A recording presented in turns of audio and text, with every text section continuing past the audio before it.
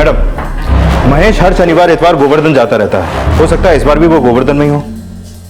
एक काम करो, उसका फोन सर्वेलेंस पे डाल दो। जब से वो छाता से निकला उसका फोन स्विच ऑफ है। अपनी एक सर्च टीम गोवर्धन भेज दो। गोवर्धन में उसके सारे ठिकाने पता करो। मैडम, हरिया के घर पे एक सपेरा आया था, कह रहा था कि उस नागिन को फिर से औरत बना देगा। क्या?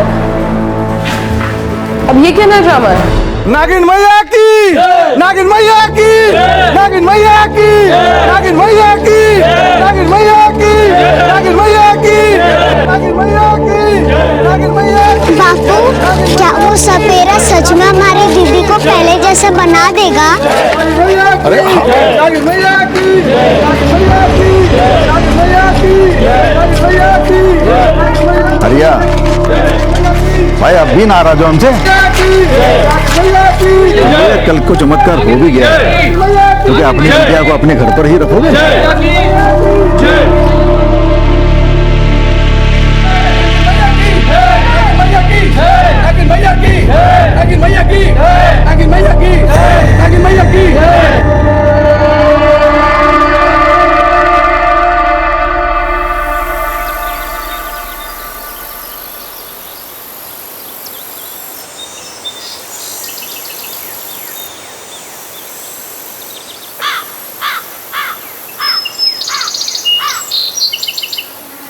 अरे इधर आओ, ये देखो क्या है।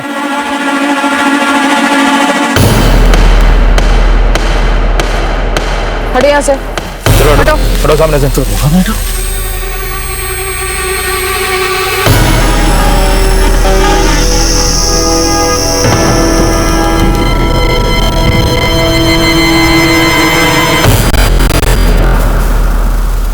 मैडम, ये तो वही सपेरा जिसने बोला था कि नागिन को औरत बना देगा। इसे तो कुछ सांप ने काट लिया है।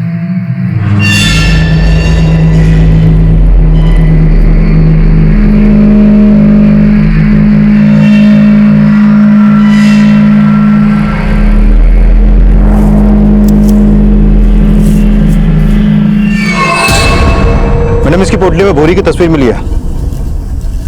इस सपेरे का भूरी को नागिन बनाने की साजिश से जरूर कुछ लेना देना था। मुझे इसकी पूरी हिस्ट्री चाहिए। जी मैडम। अच्छा, ये महेश भी तो उसी दौरान छाता गांव से निकला था ना, जब ये सपेरा हरिया के घर आया था? जी मैडम। महेश का कुछ पता चला? मैडम, हमारी टीम उसे ढूंढ रही है। उन्हें बोलो तेजी बढ़ाए।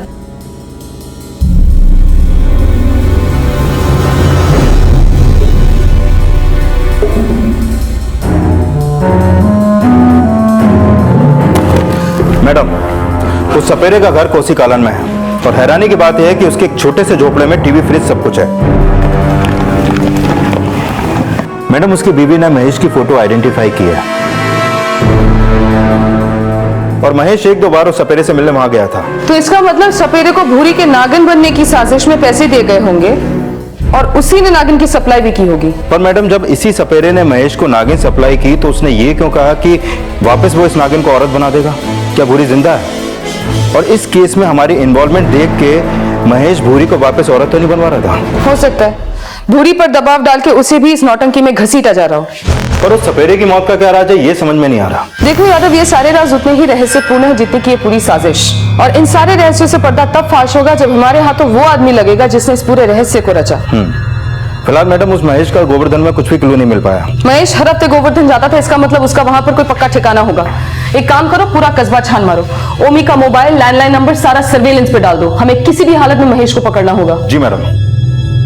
सर, सपेरे से जुड़ी इंफॉर्मेशन से ये साफ है कि भूरी के नागिन बनने के पीछे एक बहुत बड़ी साजिश है। तो इस अंधविश्वास के नाम पर चल रही नौटंकी को जल्द से जल्द बंद करवाओ। उस नागिन को तुरंत जब्त करो और ये जानने की कोशिश करो कि कहीं उस सपेरे की मौत उस नागिन के काटने की वजह से ही तो नहीं हुई।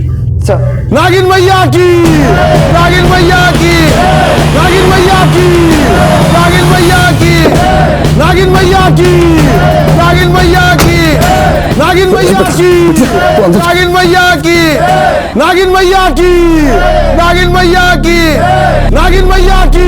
कहाँ से डरोगा मैडम? ये नागिन अब यहाँ नहीं रहेगी।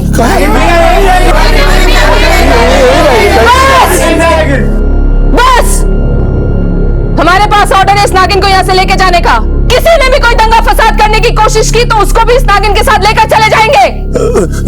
दरोगा मैडम हमारी बिटिया को लेके मत जाइए। दरोगा मैडम हमारी बिटिया को लेके मत जाइए। दरोगा मैडम हमारी बिटिया को लेके मत जाइए। दरोगा मैडम हमारी बिटिया को लेके मत जाइए। नागिन को वापस भूरी बनाने की घोषणा करने वाले सपेरे की रहस्यपूर्ण मौत से इस साजिश का पैमाना काफी बड़ा नजर आ रहा था। सपेरे और महेश की सांठगांठ से यह बात तो बिल्कुल साफ हो गई थी कि इस इच्छाधारी नागिन की साजिश में भूरी के पति महेश और भूरी के ससुराल वालों का ही हाथ था। लेकिन भूरी के पति महेश के यूं अचानक गायब हो जाने से उसकी गिरफ्तारी का सम्मन जारी हो चुका था। देरी थी तो बस उसके पकड़े जाने की, पर महेश की तलाश में कुछ नए राज खुलने अभी बाकी थे।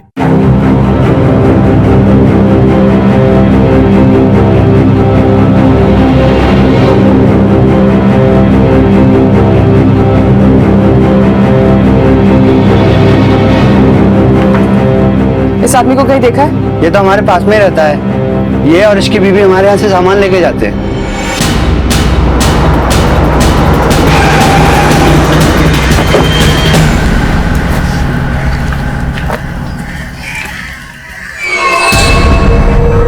मैडम महेश इसी घर पर रहता था किराए पे, अपनी बीवी के साथ। बीवी मतलब पूरी?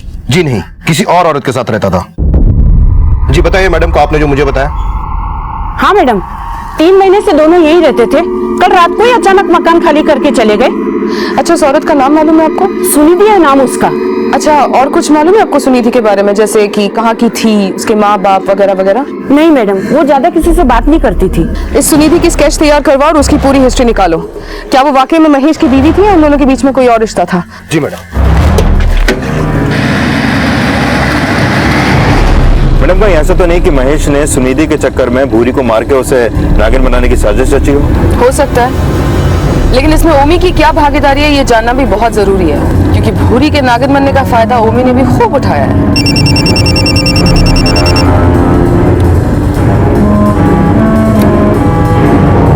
ओके मैडम, ओमी का नाती विनय भी 2 दिन से गायब है।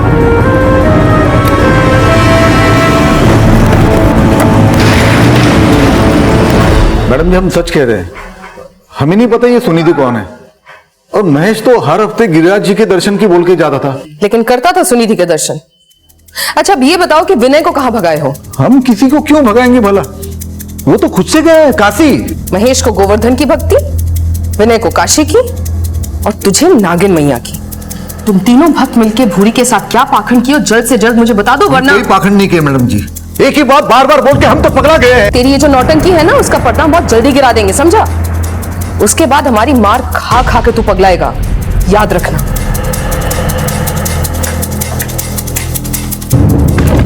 मैडम, वो सपेरे की पोस्टमार्टम रिपोर्ट आ गई है। उसकी मौत सांप के काटने से ही हुई है। वही नागिन जो हमने हरिया के घर से जब्त की? नहीं मैडम, और एक बार, वो नागिन नहीं नाग है,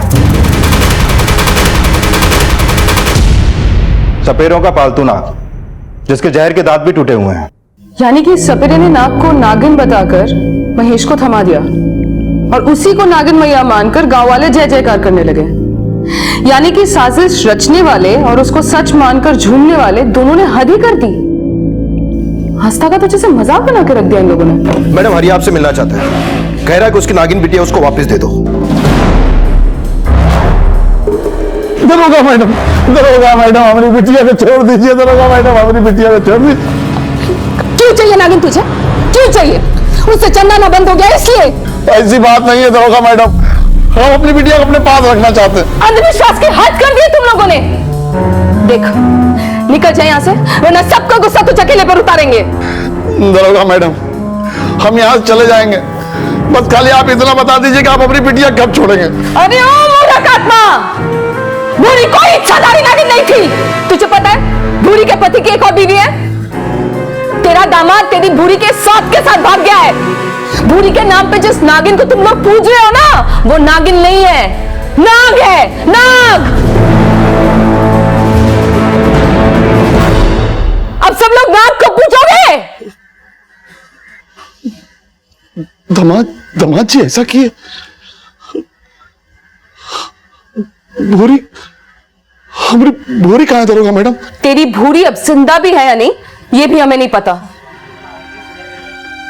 बहुत बड़ी साजिश हुई है भूरी के साथ, और इससे भी बड़ी साजिश हुई है भोले भाले गांव वालों के साथ, जो अंधविश्वास के नाम पर छले गए। हमारे बापू बोले कि वो सिद्ध सपेरा की तरह एक और सिद्ध सपेरा को ढूंढेंगे, जिससे हमारी भूरी दीदी वापस औरत बन सकती है।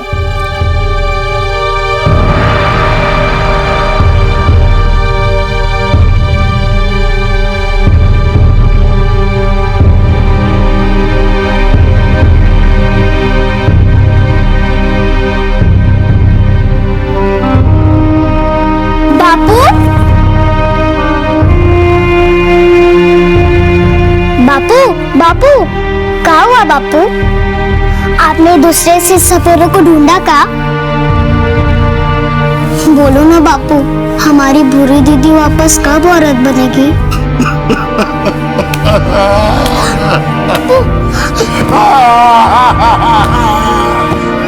हमारी भूरी बिटिया नागिन नहीं है, हम पूरा ताजा बना के रख दिए उसका।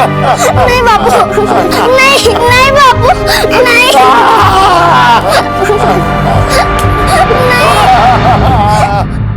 अंधविश्वास की बेड़ियों में जकड़े हरिया को गहरा धक्का लगा था, और अब जब उसे अपनी गलती का एहसास हुआ तब तक बहुत देर हो चुकी थी, क्योंकि जिस झूठ को वो सम्मान समझ रहा था उसी झूठ ने उसे दया का पात्र बना दिया था। भूरी कहां होगी, किस हाल में होगी, इस बात की चिंता अब एक बाप को सताने लगी थी, लेकिन काले को सफेद समझने की गलती करने वालों का हश्र हमेशा हरिया जैसा ही होता है। पुलिस हरिया के जरिए गांव वालों का अंधविश्वास तोड़ने में तो सफल हो गई थी, लेकिन इस अंधविश्वास को खड़ा करने वाले अपराधी अब भी पुलिस की गिरफ्त से बाहर थे, और फिर कुछ ऐसा हुआ जिसने इस केस की दिशा ही बदल दी। मैडम, इस आदमी ने आज सुबह ओमी को एक जवान लड़की के साथ देखा। बताओ मैडम को। मैडम, हमारी चाय की दुकान बस अड्डे के पास है।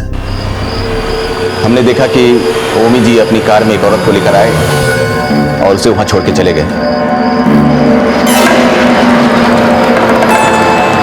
वो लड़की इतना घूंघट निकाल रखी थी, उसका चेहरा ही नहीं दिख रहा था, पर हमने ओमी जी को देखा। ठीक है, तुम जाओ। मैडम, कौन हो सकती है वो लड़की? कहीं वो भूरी तो नहीं? कहीं उस सपेरे से ओमी ने तो नहीं बुलवाया था कि वो नागिन को औरत बना देगा? नहीं, अगर ये बात सच होती तो वो सपेरा ये चमत्कार जरूर दिखाता, लेकिन हमें तो उसकी लाश मिली थी वहां। ये चक्कर ही कुछ और है।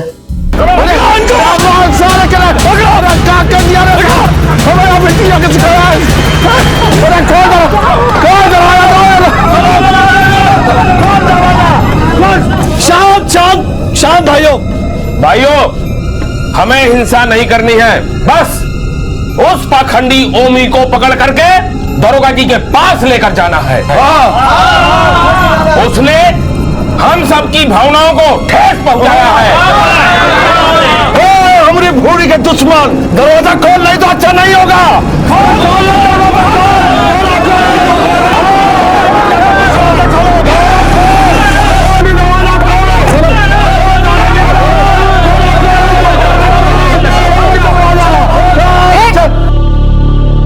लगा के रखा ये सब? दरोगा मैडम, इसने बहुत सुन लिया मैंने, अब मुझे कुछ नहीं सुनना। इसे लेकर आओ थाने। चलो। मारिए मत। हम मानते हैं कि हम भूरी के नागिन बनने को पंच बनने की सीढ़ी की तरह इस्तेमाल किए, पर मां कसम हम भूरी के साथ कुछ नहीं किए। आज सुबह तकरीबन 4 बजे बस अड्डे पर किस लड़की को छोड़ने गया था तू? अबे बोलेगा कि पिछोड़ा तोड़े? महेश की पहली बीवी थी। सुनी थी? मतलब अपने बेटे की कुकर्मों की सारी खबर थी तुझे? हमें कुछ नहीं पता, कुछ नहीं पता। उसे तो हम कल रात पहली बार मिले थे। वो क्यों आई थी तेरे पास? वो हमसे पैसे ऐंठने आई थी।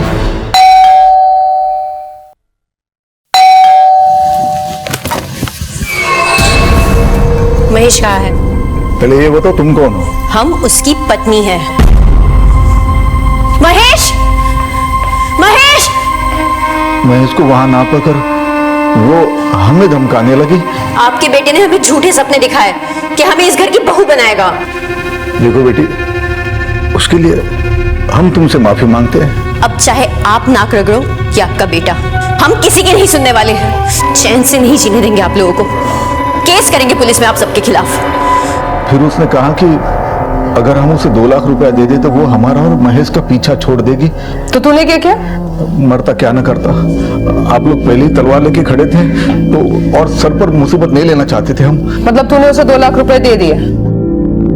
जी, हम बहुत डर गए थे आपको कोई बंदा उसे हमारे घर से निकलते उठना देख ले, इसलिए हमने उसे प्रार्थना की कि 4 बजे तक रुक जाए सुबह, फिर तड़के तड़के छिपछिपाते हुए उसे बस अड्डे छोड़ आए हम। कुछ पता ठिकाना पूछा था, जैसे कहां से आई थी, कहां गई? मैडम जी, हमारी बुद्धि ठिकाने नहीं थी तो उसे क्या पूछते। अगर ओमी सच कह रहा तो ऐसा भी हो सकता है कि महेश ने सुनिधि को खुद भेजा हो अपने बाप से पैसे मांगने के लिए। हमें लग रहा है कि भूरी को नागिन बनाने की साजिश महेश की थी। हरिया और गांव वालों की तरह ओमी भी इस अंधविश्वास में चला गया। बस गलती उससे ये हो गई कि वो महेश की साजिश का फायदा अपनी लोकप्रियता बढ़ाने के लिए करने लगा। अच्छा, हरिया ने हमसे ये कहा था कि महेश उस नागिन को जंगल में छोड़ के आना चाहता था और ओमी इस बात के खिलाफ था। हाँ मैडम। तुम एक काम करो, तुम बस स्टैंड जाओ और पता करो कि सुनिधि ने कहां की बस ली थी। सुनिधि की तलाशी में महेश तक पहुंचा सकती है। जी मैडम।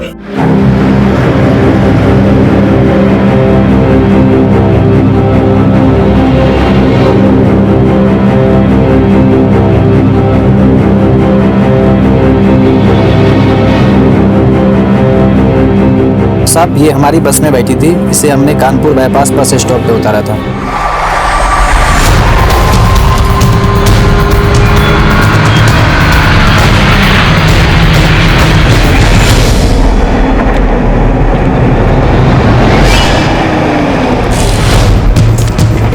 हो सकता है महेश और सुनिधि इन्हीं किसी लॉज में छिपे हुए हों। लग जाओ ड्यूटी पर। इन दोनों को देखा है? जी हाँ, ये हमारे गेस्ट हाउस में ही रुके हुए हैं। इनके रूम की मास्टर की है? जी हाँ, श्योर। दरवाजा खोलो।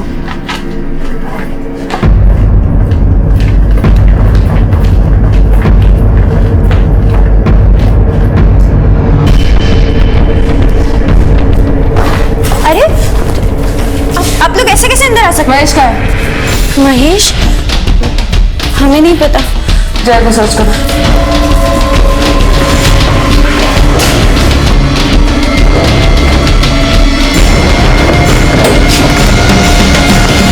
मैडम नहीं है वो।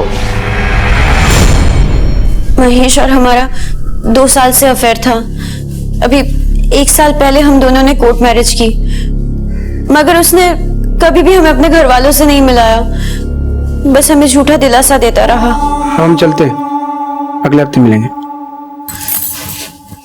एक बात बताओ, हमें क्या चित्रहार समझ रखे हो? हफ्ते के हफ्ते देखने आते हो और गुनगुना के निकल लेते हो। देखो, हम तुमसे कह देते हैं, या तो हमेशा के लिए हमारे साथ यहाँ रहने आ जाओ, या फिर हमें अपने साथ अपने गांव ले चलो। अरे हम तुमको कितनी बार समझा चुके हैं, हमारे बाबूजी के सर पे पंच बनने का भूत सवार है। वो कभी दूसरे जात की बहू स्वीकार नहीं करेंगे। अगर ऐसी बात है तो शादी क्यों की हमसे? शादी किया देखो, शादी किया क्योंकि हम तुमसे प्यार करते हैं। हमें थोड़ा वक्त दो, हम तुम्हारी सारी शिकायतें दूर कर देंगे। वो हमें झूठी उम्मीद देता रहा और हम बेवकूफ बनते रहे, और अभी 1 महीने पहले हमें पता चला कि उसने एक दूसरी लड़की से शादी कर ली है। कैसे पता चला? हमें किसी का फोन आया था, पता नहीं वो कौन था, बस उसने इतना कहा कि महेश हमें धोखा दे रहा है, और उसने हमें भूरी और महेश के शादी की फोटो भी भेजे।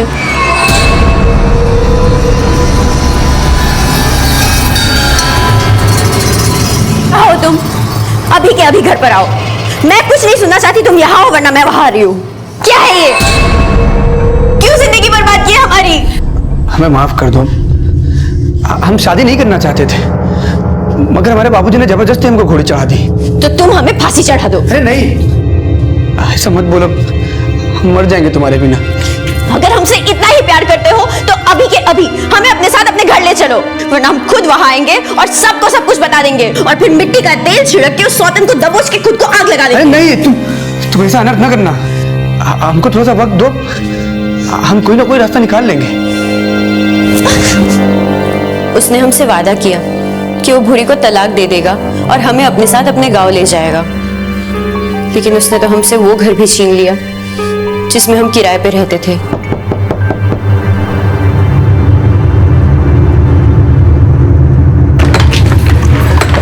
काम करो, जल्दी से सारा सामान बटोरो, हमें ये घर खाली करना पड़ेगा। रातों रात हमने वो घर खाली कर दिया और वो हमें यहाँ इस गेस्ट हाउस में ले आया।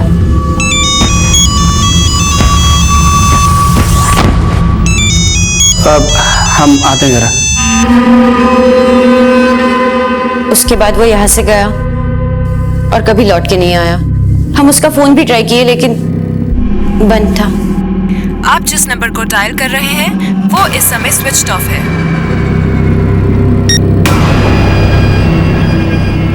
2 दिन तक हम उसका इंतजार किए, पर जब वो नहीं आया तो हम खुद उसके गांव पहुंच गए। तुमने उसके माँ बाप से 2 लाख रुपए मांगे? जी हाँ, मांगे, पर हम क्या करते? हमारे पास कोई और रास्ता नहीं था। हम अनाथ है। अगर हमारा कोई अपना होता तो हम उस महेश के झांसे में कभी नहीं फंसते।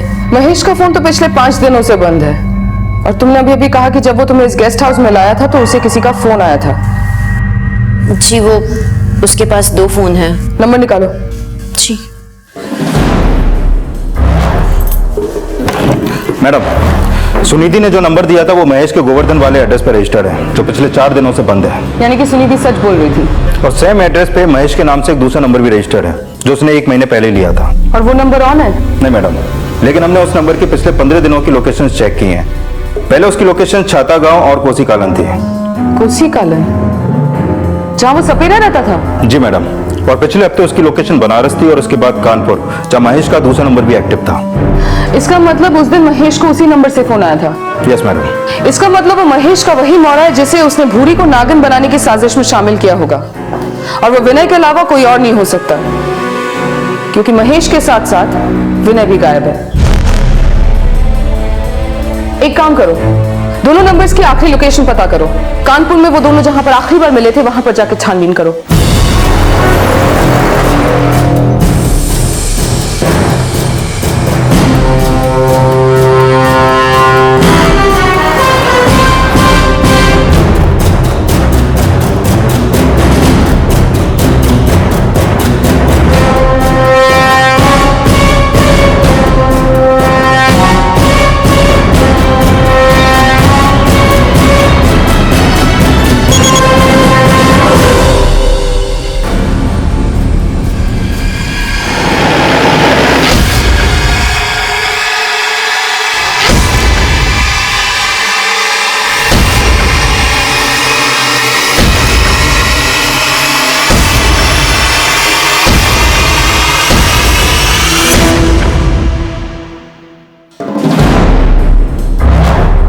तीन दिन पहले इसकी बॉडी कानपुर हाईवे पे मिली, चाकू को हत्या की गई है। इसकी जेब से कोई आईडी नहीं मिला, इसलिए आइडेंटिफाई नहीं कर पाए कि ये कौन है। ये बात मेरी कुछ समझ में नहीं आ रही है यादव। भूरी को नागिन बनाने के पीछे 3 लोग शामिल थे, सपेरा, विनय और महेश। महेश इस प्लान का मास्टरमाइंड था। सपेरे के बाद उसकी भी हत्या कर दी गई, बाकी बचा विनय। अब सवाल ये उठता है कि अगर विनय ने इन दोनों की हत्या की तो क्यों की और किस इरादे से की?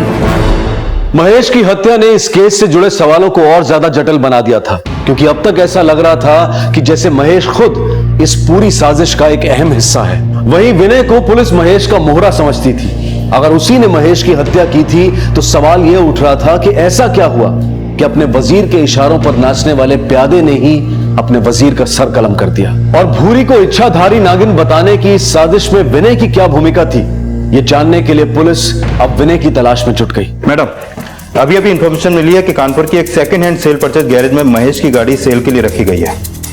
Let's move.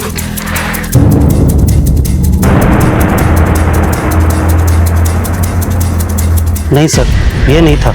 और ये? हाँ सर, यही था। कहाँ से आया था, अपने बारे में इसने कुछ बताया? मैडम जी, वो मुझे कुछ दिन पहले बार में मिला था।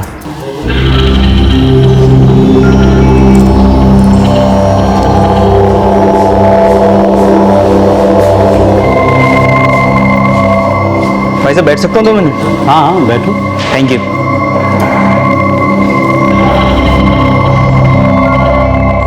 बड़ा ही दिलचस्प लगा मुझे। एक ही मुलाकात में दोस्ती हो गई। जब मैंने अपने प्रोफेशन के बारे में बताया तो बोला कि वो अपनी गाड़ी बेचना चाहता है। मैंने कहा यहाँ आ जाओ। 3 दिन पहले वो यहाँ आया। मैंने गाड़ी की कंडीशन देखी तो मैंने कहा 2 लाख तक दिलवा सकता हूँ। उसने मुझसे 1 लाख रुपए एडवांस मांगे। जब गाड़ी के पेपर्स मांगे तो बोला ग्राहक लगेगा तो दिखा देंगे। लेकिन आपने उसको कुछ पैसे एडवांस में दिए थे क्या? हाँ, 50,000। वो और पैसे लेना चाहता था, कह रहा था कोई मजबूरी है। मैंने उसे एग्रीमेंट साइन करवा लिया और बोला कि जब तुम सारे पेपर्स दे दोगे तो मैं बाकी के पैसे तुम्हें दे दूंगा। उसने 2 दिन की मोहलत मांगी। उसने 2 दिन की मोहलत नकली पेपर्स बनवाने के लिए लिए होंगे। मैडम जी, शायद वो कल सुबह यहाँ पेपर्स लेके आएगा।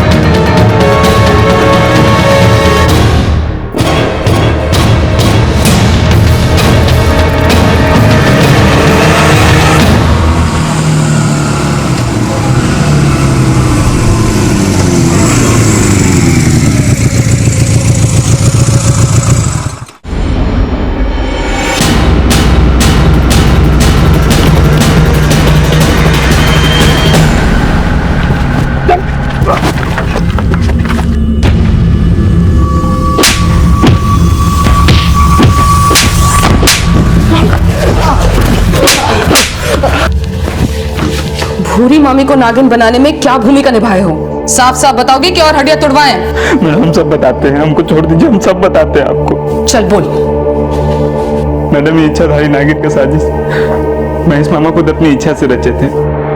अगर हम उनको उस दिन सुनिधि मामी से बात करते हुए नहीं सुनते तो वो हमको कभी भी इसमें इस्तेमाल ना करते। सुनिधि कहे जान खरी तुम हमारा। अरे बोले ना, बुरी कोनो माने नहीं रखती हमारी लाइफ में। देखो तुमको तुम्हारा पूरा हक मिलेगा, थोड़ा तसल्ली रखो। मामा हमसे कुछ नहीं छुपाए और अपनी मजबूरी बताने लगे। यार तुम हो तो हमारे भांजे, पर हम तुमको दोस्त जैसा मानते हैं। मतलब 2 पार्टों के बीच में हम पिसने वाले हैं। इससे पहले कि हमारी चटनी बने, हम कुछ ऐसा उपाय चाहते हैं कि नागिन भी मसल जाए और लाठी भी ना टूटे। किस नागिन को मसलना चाहते हैं, इधर वाली को कि उधर वाली को? आफत तो दोनों ही है। सुनिधि हमारे दिल की आफत है और बुरी हमारी जान की। अगर वो नागिन होती तो ठीक था, लेकिन वो औरत है। देखिए, जानवर को मारने से पाप चढ़ता है, औरत को मारने से फांसी। तो आप काहे इस भरी जवानी में फांसी चढ़ना चाहते हैं मामा? भूरी को हम नागिन बना दे तो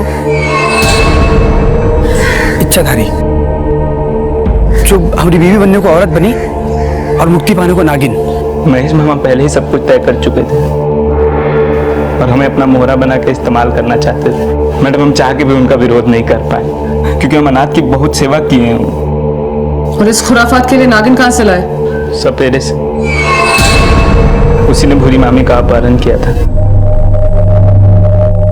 देख भाई, कोई ऐसी वैसी नागिन नहीं चाहिए, मतलब इच्छाधारी होनी चाहिए।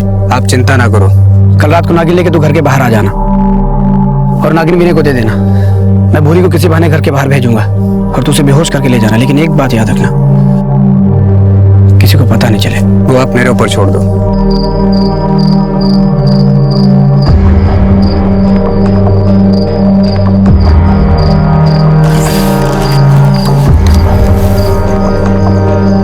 हेलो, हाँ मामा, नागिन मिल गई है।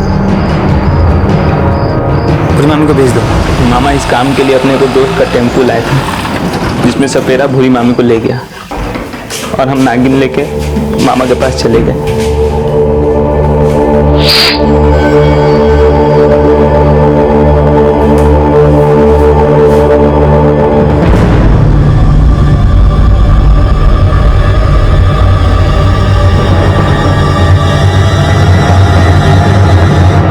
और उस सपेरे ने भूरी के साथ क्या किया? मामा ने उसे कहा था कि भूरी मामी को मार के गाड़ देने को। और महेश को किस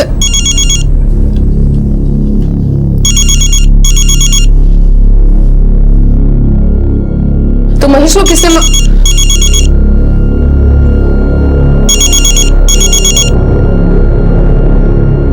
अरे आप बाद में फोन करेंगे।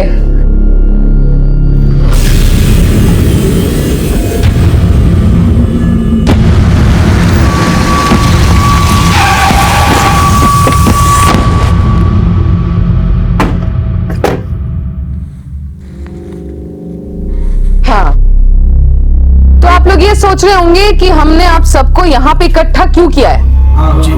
जी दरअसल हम आपको इच्छाधारी नागिन का असली तमाशा दिखाना चाह रहे थे। असली तमाशा? जी चलो।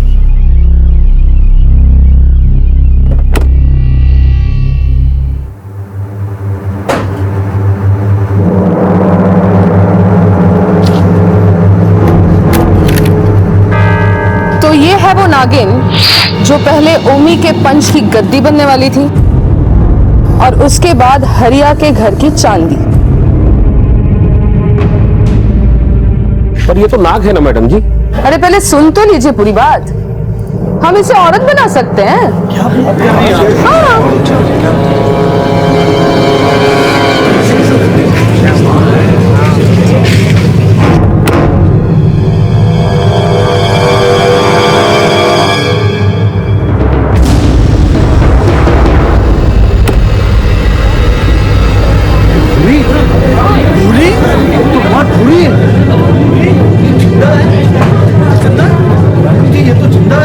हाँ, और इससे पहले कि आप सब लोग मुझे भगवान मानकर अंधविश्वासी होकर पूजना शुरू कर दे, जरा अपना दिमाग लगाइए और सोचिए, अगर मैंने वाकई में नाग को औरत बना दिया होता ना, तो वो नाग अभी तक उस बक्से में नहीं होता।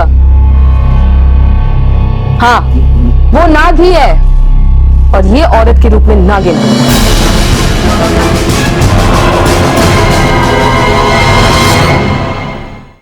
इन्हीं की इच्छा से तो पूरा इच्छाधारी नागिन का तमाशा हुआ था। अरे आप बाद में फोन करेंगे। मैडम जी मैं अर्जुन गिरी बोल रहा हूँ भगवती कार डीलर से। यहाँ एक लड़की आई है, विनय के बारे में पूछ रही है। गुड, आप उसको बोलिए विनय थोड़ी देर में वहां पे पहुंच रहा है, उसको वहां से कहीं मत जाने दीजिएगा। ठीक है मैडम जी।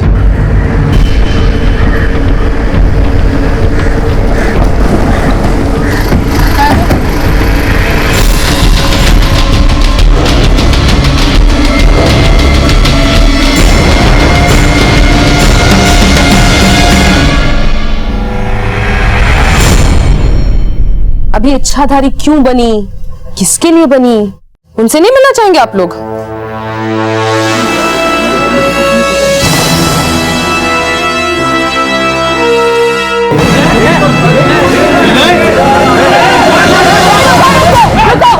अरे इतना गुस्सा ही नहीं आप लोग, प्रेमी है ये दोनों हैं? और प्यार में तो सब कुछ जायज होता है, नहीं? शादी के बाद महेश हमसे बहुत दूर दूर रहता था, जिस वजह से हम और विनय नजदीक आ गए। छुप छुप के मिलना बंद करो, कहीं भाग चलते हैं। अरे हम खुद नहीं भागेंगे, महेश मामा खुद ही हम लोग को भगा देंगे, वो भी खूब सारा पैसा थमा के। कैसे?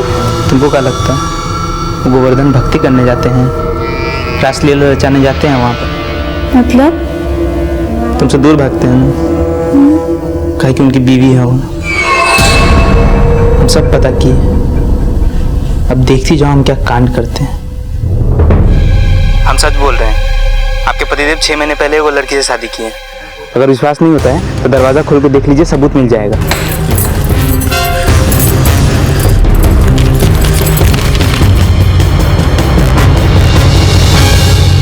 वो तीर एकदम निशाने पे लगा। सुनिधि ने मामा का जीना हराम कर दिया और हमने उनके दिमाग में तुम्हें नागिन बना के गायब करने की बात भर दी। मैंने 2 पार्टों के बीच में पिसने वाले हैं। इससे पहले कि हमने चटनी बने, कुछ ऐसा चाहते हैं कि सांप भी मर जाए और लाठी भी ना टूटे। वाह, क्या आइडिया सुझा है मामा। अगर कहावत ये हो जाए कि नागिन भी मर जाए और लाठी भी ना टूटे तो क्या कहना चाहते हैं, हम समझ नहीं पा रहे। हम क्या सोच रहे हैं कि क्यों ना आप ही गांव वालों को विश्वास दिला दें कि भूरी ही इच्छाधारी नागिन, तो कैसा रहे? तो ये इच्छाधारी नागिन का तमाशा महेश का नहीं, तेरा आइडिया था? हाँ मैडम, लेकिन महेश मामा के दिमाग में ये बात भरने के लिए भूरी ने भी खूब मेहनत की, जो साथ साथ गांव वालों को विश्वास की भी नींव रख रहा था।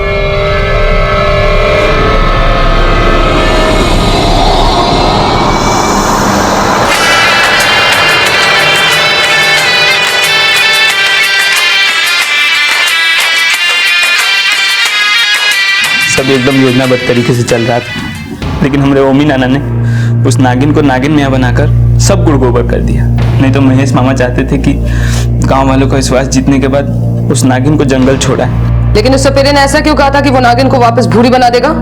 क्योंकि मैडम उस सपेरे को पता था कि हम महेश मामा की आंखों में धूल झोंक कर भूरी को जिंदा रखें, और वो इसी बात के लिए हमसे पैसे ऐंठना चाहता था।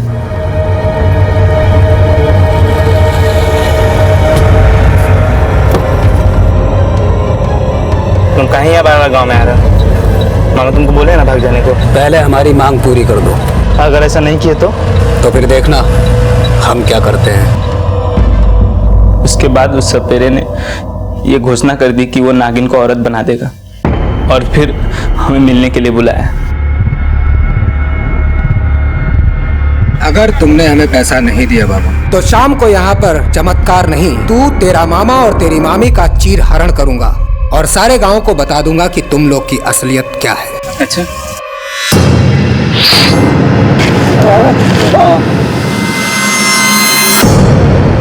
महेश को तूने मारा था?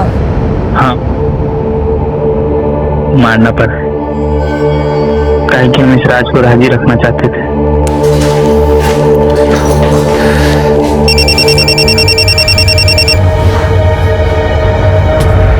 अब हम आते हैं जरा।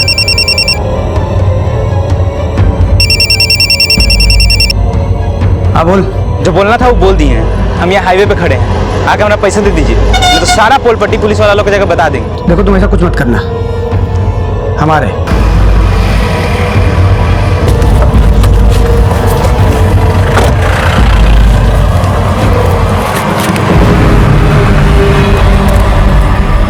आज के बाद हमसे पैसे मत मांगना तुम। जिंदा रहेंगे तब ना मांगेंगे मामा जी। तो ये था इच्छाधारी नागिन का असली तमाशा, जिन्हें रचने वाले कुकर्मों की रंगरलियां मनाते रहे और आप नाग को नागिन मान के उसे पूछते गए। इन्होंने रिश्तों का मजाक बना के आप लोगों को अंधविश्वासी बनाते रहे और आप लोग बेवकूफ पे बेवकूफ बनते गए। जो मारे गए वो कोई दूध के धुले हुए नहीं थे, जैसे हर हफ्ते गोवर्धन जाने वाला आपका बेटा महेश। ना वो कोई धार्मिक पुरुष था और ना ही वो सपेरा कोई चमत्कारी। तो अब सोच कर बताइए, किसकी जय जयकार करेंगे?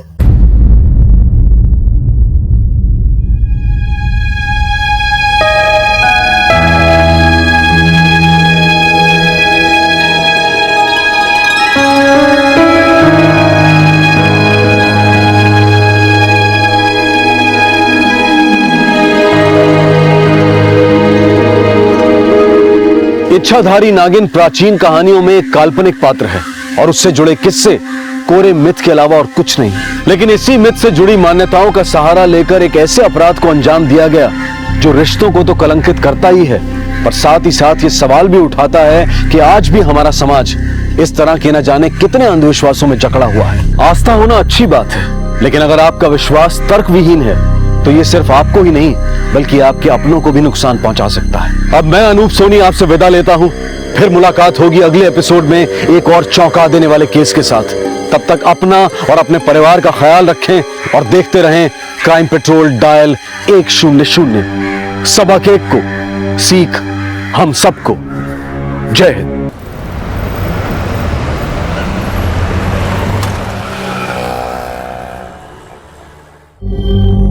हमने कभी भी आप लोगों की बात नहीं टाली। आज जब हम अपनी पसंद से शादी करना चाहते तो आप लोगों को ऐतराज क्यों? और वैसे भी आप लोग तो हमारे शादी करने से रहे। हमको आईना दिखाने से पहले ना इधर देख, देख अपने आप को, शकल देख अपनी। बता किसके हाथ मर दी इस कंचन सिकाया को? ना शकल ना सूरतिया, बना दो हमको दुल्हनिया। और वो जो लट्टू हुआ फिर रहा है ना तेरे पीछे, अंगूर की बेल की तरह चिपका पड़ा है, अरे वो कोनो कोई बहरूपिया है। चाहे कोई कितना भी बदसूरत क्यों ना हो, लेकिन एक माँ के लिए उसके बच्चे कभी बदसूरत नहीं होते, ऐसा कहता है अम्मू। और वो ये भी कहता है कि मैं जो हूँ, जैसे भी हूँ, मैं जैसे भी दिखती हूँ, उसको कोई फर्क नहीं पड़ता। वो हमसे सच्चे दिल से प्यार करते हैं। और आप लोग चुप कर लड़की, आंख की शर्म बेच खाई है। अरे मुंह से निकलने की उम्र में अगर तूने ये भ्रम पाला होता ना तो हम तेरे इस भ्रम पे विश्वास कर लेते। 30 साल की ठूठ हो गई है और कम सीनों की तरह बात कर रही है। तू बोल रही थी ना कि उसके माता पिता तुझे बहू बनाने के खिलाफ है? शादी के बाद तुझे छोड़ के भाग गया तो? अरे तो क्या, पेट फुलाए अपनी किस्मत को रोती फिरेगी और मुंह दलेगी हमारी छाती पे। ऐसा नहीं है अनमोल, आप लोग जैसा सोच रहे हो। अरे लड़की पागल हो गई है तू। अरे अपनी खोपड़िया का कचो इस्तेमाल कर ले, नौकरी पेशे वाली लड़की है। अरे उसकी नजर तेरी तनख्वाह पे है। वो हमसे ज्यादा कमाते हैं माँ, और उन्होंने यहाँ तक कहा है कि अगर चाहूँ तो शादी के बाद मैं जॉब छोड़ दूँ। अरे बिटिया रानी, फिर जॉब कौन छोड़ेगी तू? हाँ? अरे तूने छोड़ दी जॉब तो हमारा का भाई? हाँ? और ये घर कैसे चलेगा? सोचना जरा। तो आप लोगों को हमारी शादी की कोई फिक्र नहीं है। फिक्र सिर्फ इस बात की है कि अगर हम विदा हो गए तो आप लोग हमारी तनख्वाह से हाथ धो बैठोगे। हम आपके लिए बेटी नहीं है, सिर्फ एक बंधुआ है।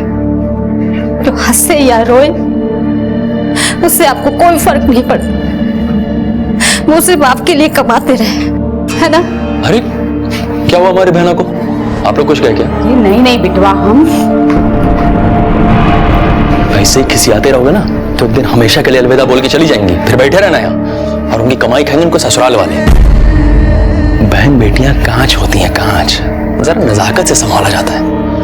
बड़े बूढ़े जो सिखा के गए एकदम भूल गए ना। वो पर बोले तो जवान खोपड़ी में कोई अंकुर फूट रहा है तो मुंह से फूटो। कुछ ऐसा करना पड़ेगा कि जिससे सांप भी मर जाए और लाठी भी ना टूटे।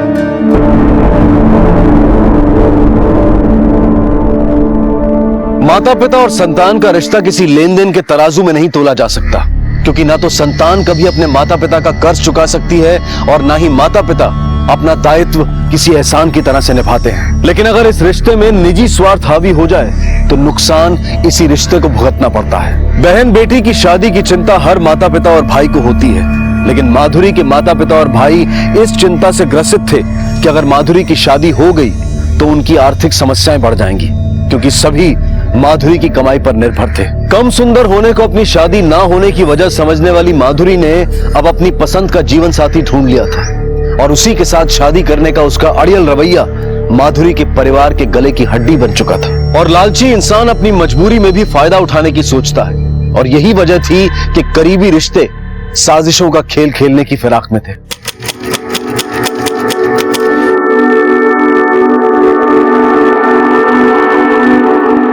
आज से आप कानूनन पति पत्नी हैं। अरे ऐसे कैसे पति पत्नी है? हाँ? पहले सिंदूर तो डालो हमारी बिटिया की मांग में। हाँ?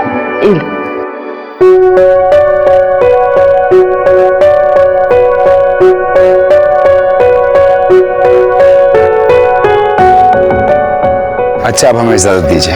अच्छा बेटा, बस बस खुश रहो। अरे जी जी, फोटो तो रह गई। ले ले।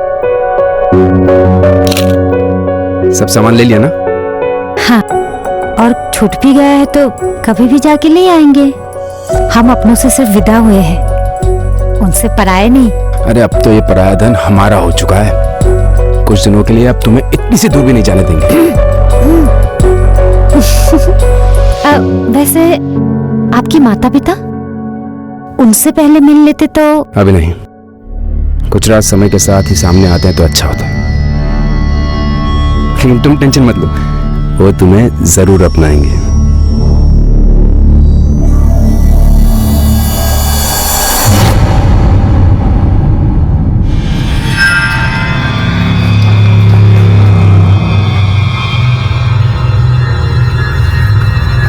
अरे यहाँ तो ताला लगा हुआ है, अब क्या करें? महेश बेटा तू दोबारा फोन लगा। आप जिस नंबर को डायल कर रहे हैं वो इस समय स्विच ऑफ है। फोन लग नहीं रहा। अनमोल को लगा ना? हाँ। आप जिस नंबर को डायल कर रहे हैं वो इस समय स्विच ऑफ है। नहीं लग रहा। शादी कब हुई तू दोनों? सब 5 दिन हो गया। हमारी माधुरी अनमोल जी से बहुत प्रेम करती है। अरे उसकी वजह से तो हमने जात पात की भी परवाह नहीं की, लेकिन जब से शादी हुई है जाने वो लड़का हमारी बिटिया को लेके कहाँ गायब हो गया। आखिरी बार बात कब हुई थी आपकी? शादी वाले दिन कोर्ट में। हाँ साहब, हमारी बिटिया हमको बोली थी कि अम्मा हम पहुंचते ही आपको फोन करेंगे।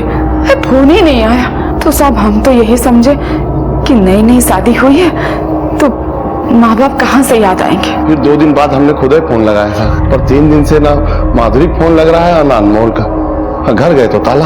अनमोल के माता पिता या कोई परिवार वाला? अनमोल के माता पिता इस शादी से ना खुश नहीं थे तो कोर्ट में तो आए नहीं। अब हम तो देखे ही नहीं है उनके माता पिता को। इलाहाबाद के कट्टर ब्राह्मण है वो, बस इतना ही जानते हैं उनके परिवार के बारे में।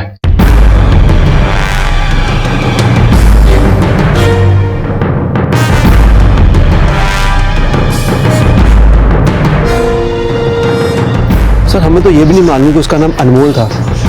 उसकी यहाँ पे किसी के साथ बोलचाल भी नहीं थी। बीवी कहाँ थी उसकी? वो तो अकेले रहता था। इस मकान का मालिक दिल्ली में रहता है। राजेश भाई ने ये मकान किराए पे दिया हुआ है और राजेश भाई एक ब्रोकर है। हाँ साहब, मैंने ही दिलाया था साहब 2 महीने पहले घर अनमोल को किराए पे।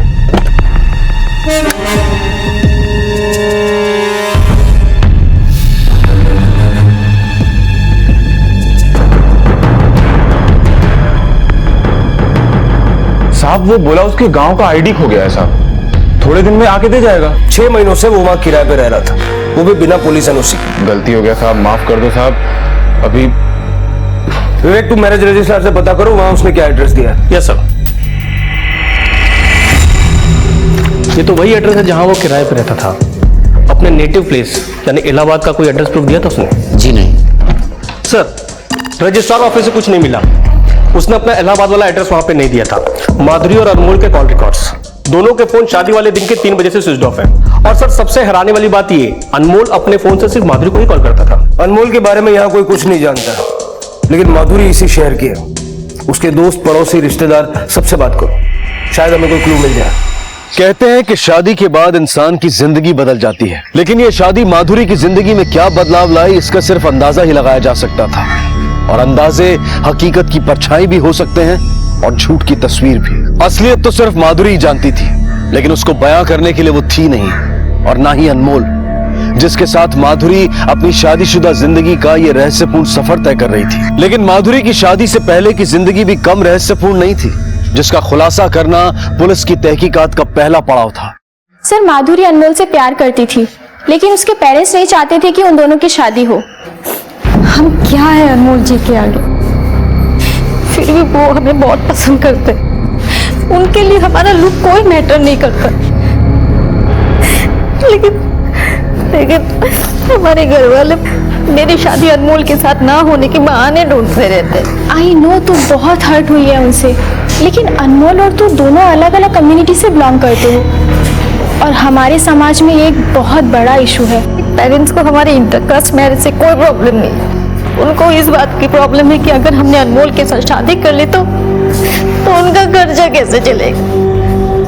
उनको हमारी खुशियों की कोई परवाह नहीं है। उनको सिर्फ मतलब है हमारे सैलरी से। ये माधुरी और अनमोल मिले कैसे? सर, फ्रेंड्स बुक पर।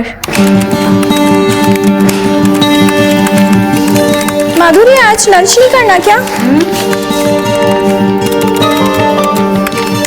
ओहो, मैं तो भूल ही गई। आजकल तो तेरी भूख प्यास उड़ी गई है। तू जा, मैं 10 मिनट में आती हूँ। अच्छा सर, मुझे ये तो नहीं पता कि अनमोल कैसा था, लेकिन हाँ, माधुरी सच में उसको बहुत प्यार करती थी।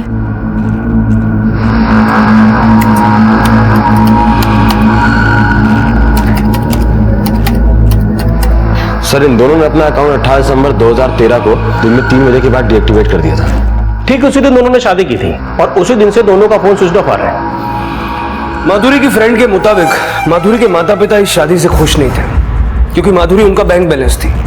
अगर इसके पीछे वो लोग हैं तो फिर ये अनमोल किस खेत की मूली है? और अगर वो माधुरी को शादी के बाद अपने किराए वाले घर पर नहीं ले गया तो माधुरी के समेत गायब कहाँ हुआ? खुद गायब हुआ या किसी के इशारे पर हुआ? हमें माधुरी के मोहल्ले में फिर से जाना होगा। सर,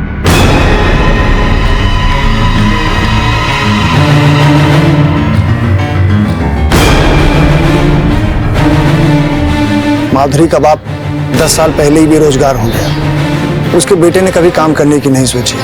बेचारी माधुरी 18 साल की उम्र से ही काम करने लगी इन निखट्टुओं को खाना खिलाने के लिए, और इनको कभी इस बेचारी पर तरस नहीं आया। ये मुफ्त में मेरा राशन खाते रहे और पैसे बेचारी माधुरी चुकाती रही। भैया, ये fairness cream, perfume, hair gel, घी, बादाम, ये सब हमने कब लिया? फेयरनेस क्रीम, फेस वॉश और जेल तुम्हारा भाई, और घी बादाम तुम्हारे पापा ले गए।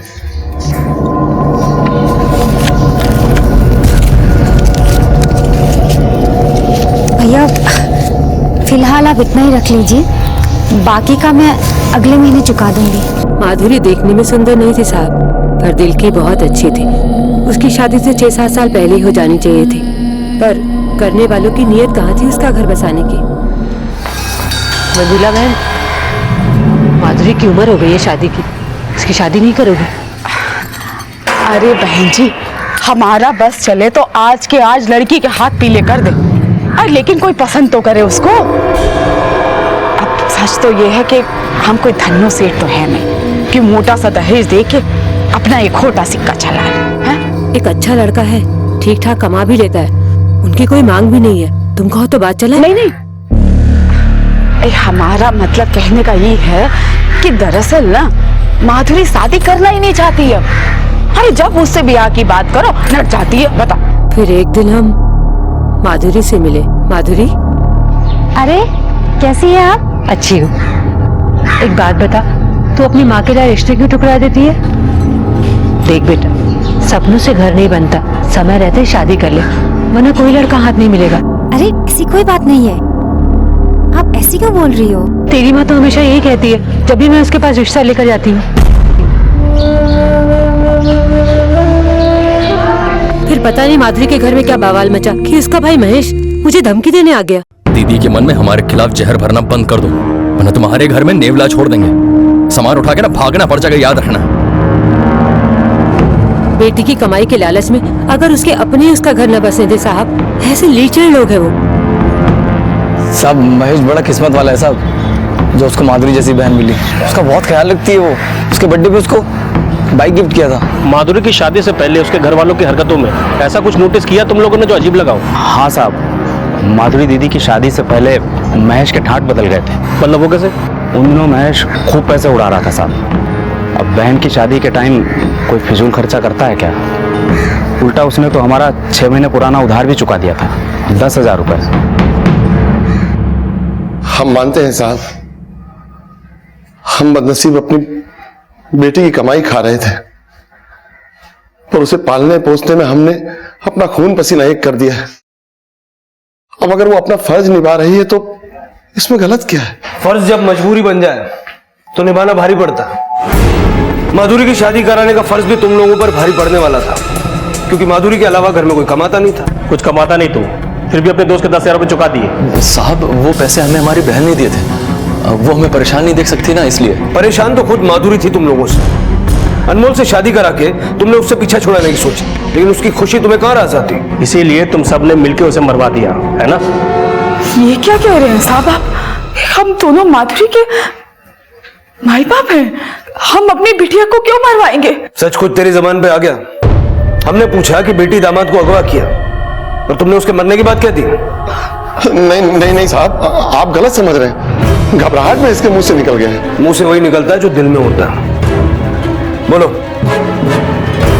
माधुरी कहाँ है? हमारा दिल जानता है हम अपनी बहन से कितना प्यार करते हैं। अब हम पर लांछन लगा रहे साहब। लांछन नहीं, शक। गेहूं के साथ घुन भी तो पिसता है। माधुरी के साथ अनमोल भी तुम्हारा शिकार बन गया, है ना? माधुरी के गायब होने में अनमोल का ही हाथ है। आप उसे पकड़ नहीं पा रहे और हमें परेशान कर रहे हैं। ज्यादा नाटक मत कर, समझा? नहीं तो हलक में उंगली डाल के सच निकलवा दूंगा। देखिए, आप चाहें तो हमें मार लें, पर ऐसा घिनौना आरोप हम पे न लगाएं। साहब, हम मानते हैं कि हमने अपनी बिटिया को कभी कोई सुख नहीं दिया, पर उनके गायब होने में हम लोगों का कोई हाथ नहीं है साहब। साहब हम सच में नहीं जानते अनमोल हमारी बहन को कहाँ लेके गया। हम कसम खा के कह रहे हैं साहब। सच क्या है जल्दी ही सामने आ जाएगा। उसके बाद ये मगरमच्छ के आंसू नहीं, खून के आंसू होगे तुम लोग। ये तो साफ है कि माधुरी के घर वाले नहीं चाहते थे कि माधुरी किसी से भी शादी करे, लेकिन उसको मारने से उनका पर्पस सॉल्व नहीं होता, क्योंकि उससे फायदा वो सिर्फ उसके जीते जी उठा सकते थे। सर, उन्होंने जरूर माधुरी और अनमोल को किडनैप करके रखा होगा और डाइवोर्स देने के लिए फोर्स कर रहे होंगे। इनकी चमड़ी उधेड़ेंगे तब सच उगलेंगे। फिलहाल इन मोटी चमड़ी वालों पर नजर रखो, हो सकता है ये माधुरी और अनमोल से मिले। माधुरी का गायब होना उसके लालची परिवार के किस लालच की पूर्ति कर रहा था? माधुरी और अनमोल की शादी के खिलाफ होने के बावजूद भी उसके परिवार ने ऐसा क्या फायदा देखा कि उन्होंने इस शादी को रजामंदी दे दी? माधुरी के गायब होने में उसके पति अनमोल की क्या भूमिका थी? पुलिस की जांच घूम फिर कर इन्हीं सवालों में उलझी हुई थी, लेकिन माधुरी के गायब होने का रहस्य ऐसे कई और सवाल खड़े करने वाला था जिसकी कल्पना भी पुलिस ने नहीं की थी। सर, ये रहा माधुरी के बीमा का कागज और ये उसके प्रत्याशी यानी हमारा प्रमाण पत्र। बताइए हमको बीमा का पैसा कब तक मिलेगा? अरे भैया, आपके प्रमाण पत्र से पहले माधुरी का मृत्यु प्रमाण पत्र चाहिए। बोले तो थे आपको, सिर्फ आपके ये कहने से कि माधुरी मर गई ये प्रमाणित नहीं होता भाई।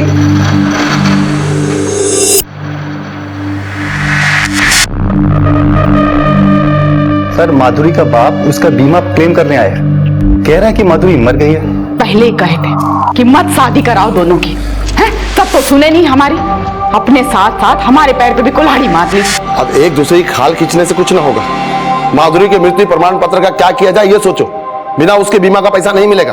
अपने लाडले की जवान खोपड़िया का इस्तेमाल करो, तो हार तो सठिया आ गई है? अभी तक उसी की सुनते आए ना, क्या नतीजा हुआ बताइए? हमारा तो जी कर रहा है कि उसकी खोपड़ी खोल दे। बोल रहा था कि माधुरी अनमोल की शादी करा दो, हम सब संभाल लेंगे। का संभाल लिया खाक?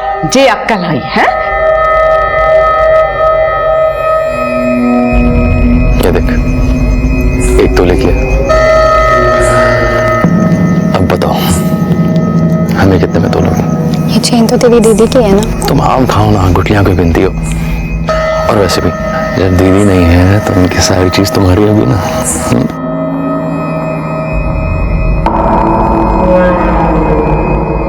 सर, हमें तो लग रहा है कि जब ये लोग अनमोल और माधुरी को शादी करने से रोक नहीं पाए तो उसे मार के उसके बीमा के पैसे खाने की सोची और शादी होने दी, ताकि सारा इल्जाम अनमोल पे आ जाए। तुम कहना चाह रहे हो कि माधुरी का मर्डर हो चुका है और अनमोल अपने आप को बचाने के लिए भाग गया। अगर ऐसा होता तो हमें माधुरी की लाश जरूर मिलती, लेकिन यहाँ कहानी कुछ और है। माधुरी की शादी माधुरी के माता पिता की मर्जी से नहीं, बल्कि महेश की रजामंदी से हुई। अब सवाल यह है कि महेश क्यों चाहता था कि अनमोल और माधुरी की शादी हो। इस महेश का बैकग्राउंड खंगालो, पता करो कि जीजा साला बनने से पहले महेश और अनमोल का रिश्ता क्या था। सर,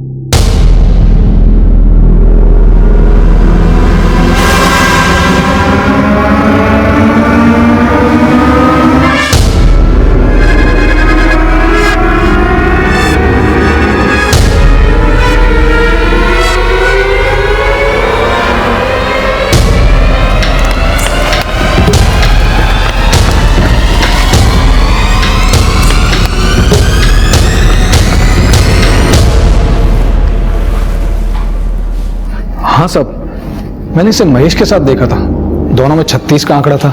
यार आज बियर नहीं, आज रम पी जाएगी, समझ में आया? बियर। उठ साले, मेरी बहन का पीछा करता है साले। अरे क्या लगा रखा, पकड़ो इनको, अरे संभालो, अरे छुड़ाओ इन लोगों को। साले मेरी बहन का पीछा छोड़ दे, काट डालूंगा। छोड़ साला तो तुम मेरा बनेगा, देख लेना। फिर एकाएक दोनों दोस्त बन गए। दोस्त? हाँ साहब, पता नहीं क्या समझौता हुआ दोनों के बीच में।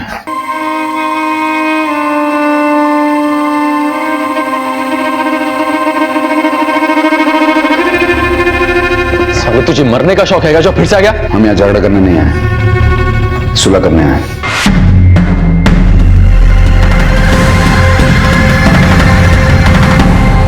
ये तो नहीं पता साहब इन दोनों के बीच में क्या बातचीत हुई है, बस ये देखा था कि इस लड़के ने महेश को कुछ पैसे दिए थे। पहले मारपीट, फिर यारी दोस्ती, उसके बाद रिश्तेदारी। क्या चक्कर चल रहा था तेरा अनमोल के साथ? चक्कर? कैसा चक्कर साहब?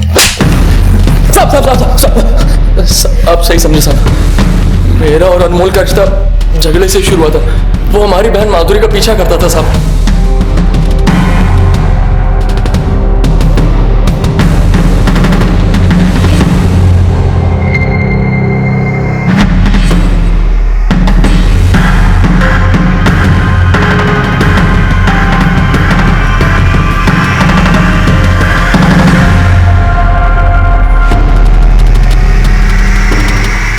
देख रहे हो भैया, दीदी का दीवाना।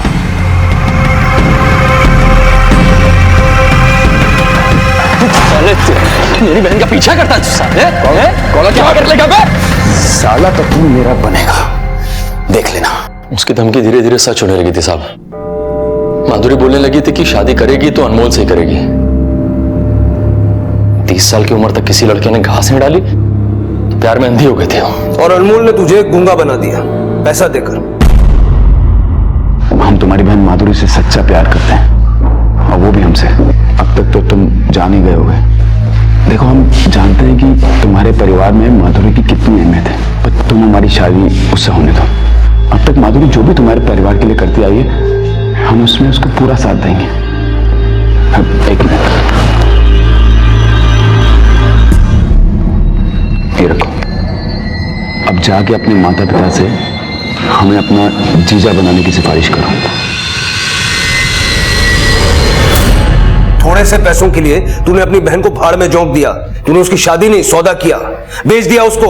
ऐसा मत बोलो साहब, भाई हम उसका है। अनमोल हमें पैसा देता था, लेकिन हमको लगा वो अच्छा आदमी है, हमारी बहन का ख्याल रखेगा।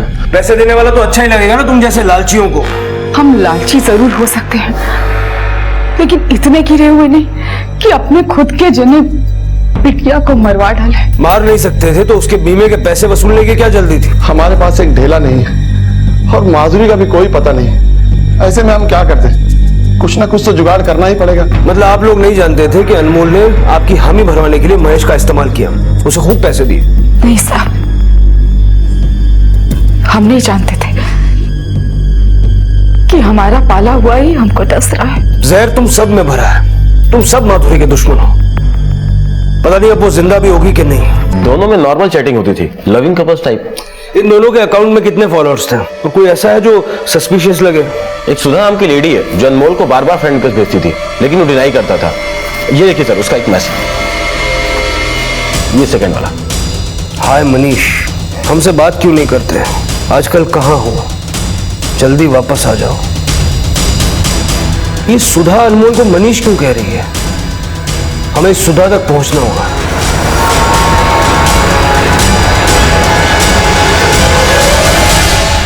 जी, हमारा नाम ही सुधा है। इसे जानती हो? नहीं। इसे तो जानती होगी। हाँ, ये मनीष जी हैं, हमारे पति। ये तुम्हारा पति है? हाँ, पिछले 6 महीने से हम इनकी तलाश कर रहे हैं।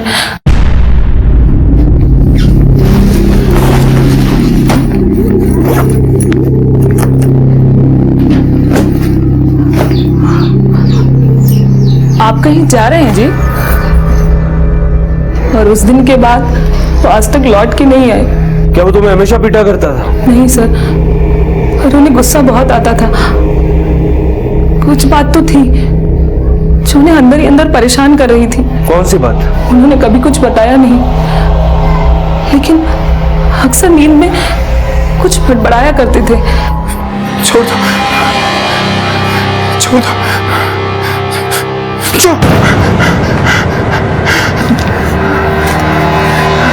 क्या हुआ? हम कई महीनों से उनकी तलाश में थे। फिर एक दिन अचानक हमने उनकी फोटो सोशल नेटवर्किंग साइट पर देखी। हमने उनको कई सारे मैसेज भी किए, पर उनका कोई जवाब नहीं आया। उसे कोई दिमागी बीमारी थी? नहीं, पर अचानक से उनका मूड चेंज हो जाता था और इतना गुस्सा आता था कि अपना आपा खो बैठते थे।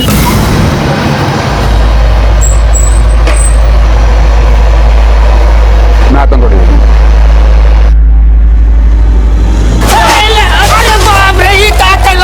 अंधा है क्या? तेरे बाप की और गुस्से में इतने पागल हो जाते थे कि किसी की भी जान ले सकते थे। मनीष के माता पिता?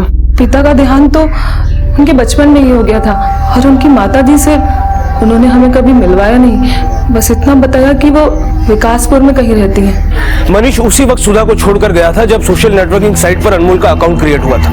इस औरत की कहानी क्रॉस वेरीफाई करो। इस मनीष और अनमोल की दोहरी शख्सियत की पहचान ही हमें माधुरी तक ले जा सकती है। एक ही शक्ल के दो आदमी या फिर दो नाम रखने वाला कोई बहरूपिया। अनमोल उर्फ मनीष की इस दोहरी पहचान के पीछे क्या राज था? और अगर इस दोहरी पहचान के पीछे वजह माधुरी थी तो फिर अनमोल का मकसद क्या था? क्योंकि माधुरी से शादी करने के बाद अनमोल उसे हासिल तो कर ही चुका था, फिर दोनों को इस तरह से गायब होने की क्या जरूरत थी? क्या इसके पीछे कोई और बड़ा मकसद था?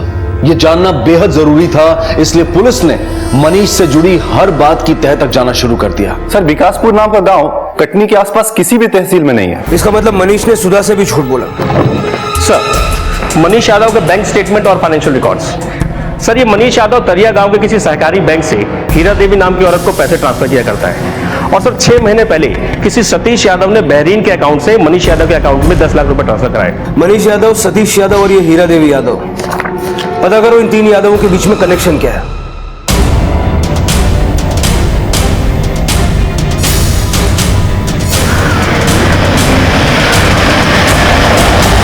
सतीश और मनीष हमारे बेटे हैं।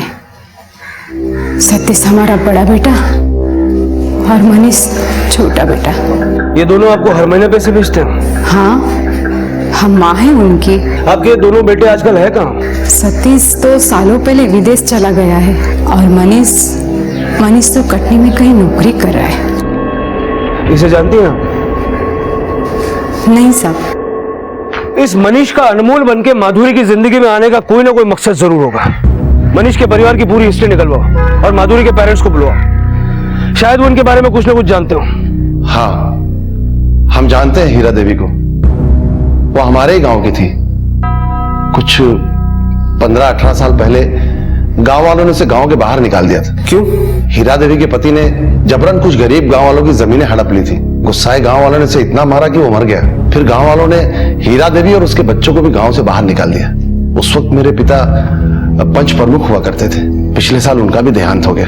फिर हमने वहां की जमीन जायदाद बेच के ये घर ले लिया है। और उसी के बाद अनमोल माधुरी की जिंदगी में आया? हाँ, कुछ महीने बाद ही।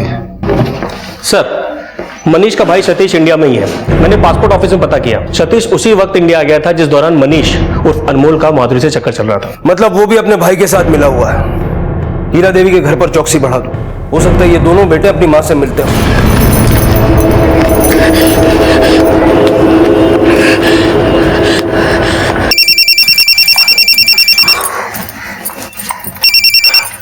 हेलो माँ हमें बचा लो। माँ हमें बचा लो। माधुरी, ये कहाँ हुआ बेटिया? कहाँ है तू?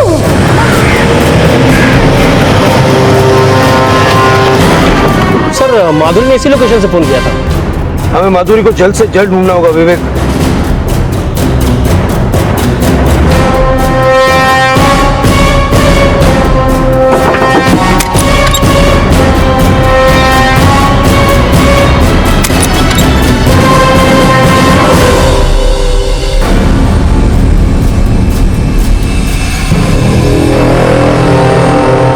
ऐसी कौन सी जगह छिपे थे कि ना किसी ने माधुरी को देखा और ना ही इस अनमोल उर्फ मनीष को? हम जानते हैं हीरा देवी को। वो हमारे ही गांव की थी। 15-18 साल पहले गांव वालों ने उसे गांव के बाहर निकाल दिया था। हेलो शांताराम, जल्दी से बताओ, गांव से निकाले जाने के बाद हीरा देवी और उसके बच्चे अमरपुर के पास किसी जंगल में रहते? साहब, वो लोग खड़िया जंगल में रहते थे।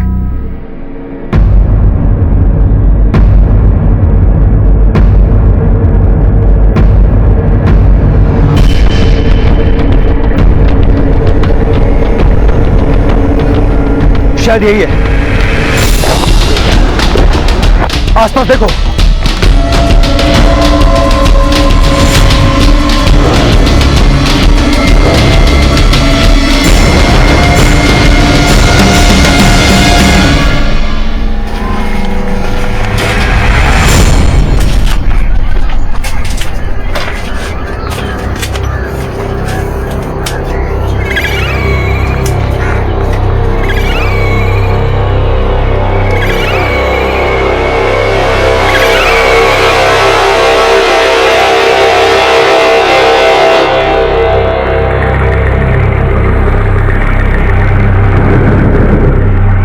माधुरी को किडनैप करके यहीं रखा गया था।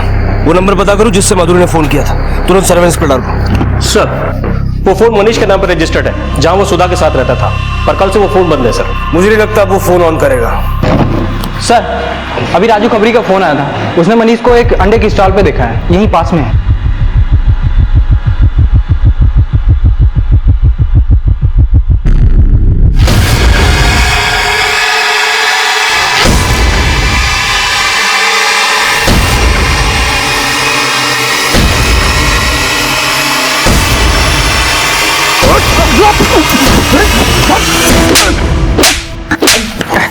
बोल, कहाँ है माधुरी?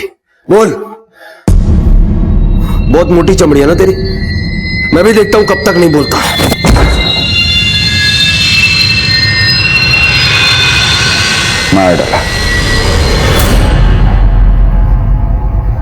मार डाला हमने माधुरी को। क्यों मारा? बोल। किसका खानदान, हमारी माँ, हमारे पिता, हमारे भाई का दोषी है। उसके दादा ने हमारे पिता की जान ली थी। उसके दादा ने नहीं, गांव वालों ने तुम्हारे पिता की जान ली थी, क्योंकि वो गरीबों की जमीन पर कब्जा करना चाहते थे। अरे कब्जा तो माधुरी के दादा को हमारी जमीन पे करना था, इसीलिए उसने हमारे पिता को फंसाया और उनको मौत का फरमान सुना दिया। इस दगाबाज को तब तक मारो जब तक ये मर न जाए।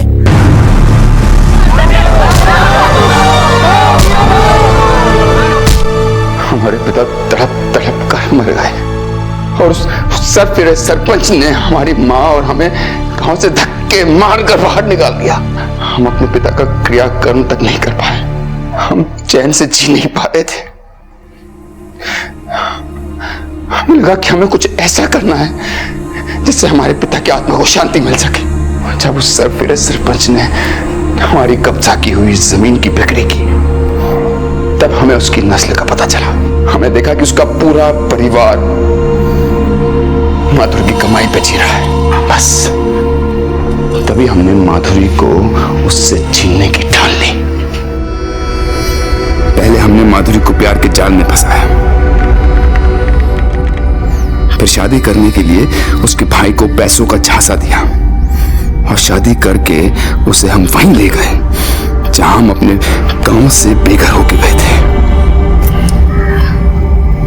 अनमोल, ये कहाँ आ गए हम नहीं मानते किसी कानून वानून को। तब कहाँ था आपका कानून? जब हमारे पिता को पीट पीट कर मार दिया गया था, तब कहाँ थे आप? जब उस सरफिरे सरपंच ने हमारे पिता को मौत का फरमान सुनाया। अगर तूने माधुरी को मार दिया था तो जंगल में हमें उसकी लाश क्यों नहीं मिली? तेरे भाई ने उसे किडनैप करके रखा है ना? बोल, कहाँ है माधुरी? माधुरी को हमने मार दिया, उसकी लाश कौन जानवर खा गया हमें नहीं पता। और हमारे भाई साहब तो कल ही बाहर निकल चुके हैं। आपको पकड़ना है तो जाके पकड़ लीजिए वहां। माधुरी जिंदा है और उसका भाई भी इंडिया में है, ये हमसे झूठ बोल रहा है।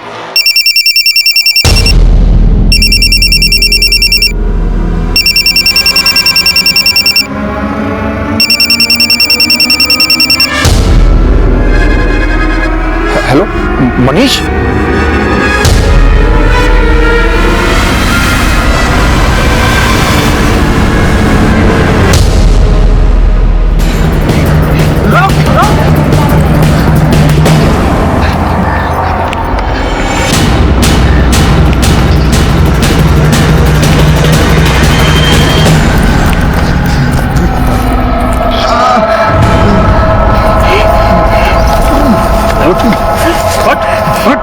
माधुरी तुम ठीक हो? चल।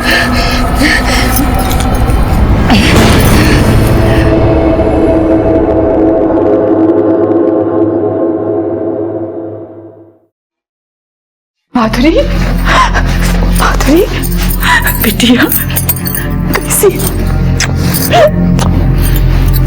बिटिया अपने माँ को माफ कर देना, बहुत गलती हुई हमसे। नहीं माँ, हम ही गलत थे। आपने सही कहा था, हम जैसी बदसूरत लड़की से बिना मतलब का कोई शादी नहीं कर सकता।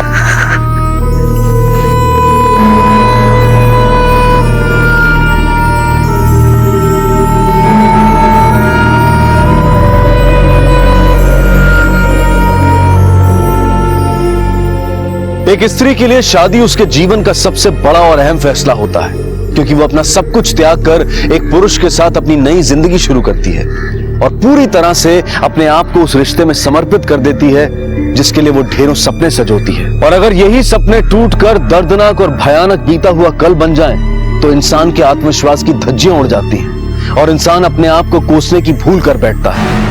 और माधुरी के साथ भी ऐसा ही कुछ हुआ था। और मनीष ने अपने अपराध को अंजाम तक पहुंचाने के लिए जो दलीलें दी थी, वो भले ही उसके पिता और उसके परिवार के साथ हुए अन्याय की कड़वी हकीकत को बयां करते हों, लेकिन इसका मतलब ये नहीं कि इंसान कानून को ताक पर रखकर खुद ही हिंसक बन जाए। मनीष और उसके भाई को एब्डक्शन, किडनैपिंग और अटेम्प्ट टू मर्डर के केस में अरेस्ट किया गया है। उन्हें उनके किए की सजा जरूर मिलेगी, लेकिन माधुरी के मन के घावों को भरने में काफी वक्त लगेगा। बदले की भावना को अपने मन में पनपने देना सिर्फ खुद को नुकसान पहुंचाना है, और इस भावना ने आज तक कभी किसी का फायदा नहीं किया है। अब मैं अनूप सोनी आपसे विदा लेता हूं, फिर मुलाकात होगी अगले एपिसोड में और खुलासा करेंगे एक और जुर्म का। तब तक अपना और अपने परिवार का ख्याल रखें और देखते रहें क्राइम पेट्रोल डायल 100। सबक एक को सीख हम सबको। जय। इस तरह के और भी एपिसोड देखने के लिए हमारे चैनल को सब्सक्राइब करें और बेल आइकन दबाना ना भूलें।